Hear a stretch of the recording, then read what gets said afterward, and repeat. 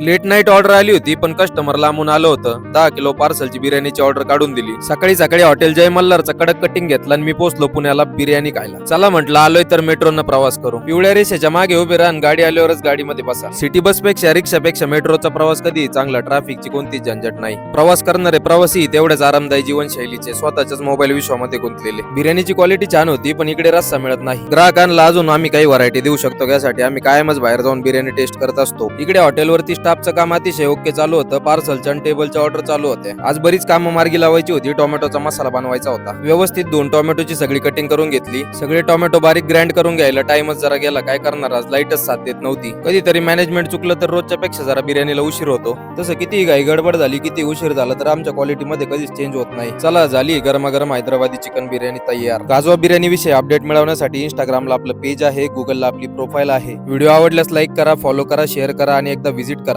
गाजवा बिर्याणीला.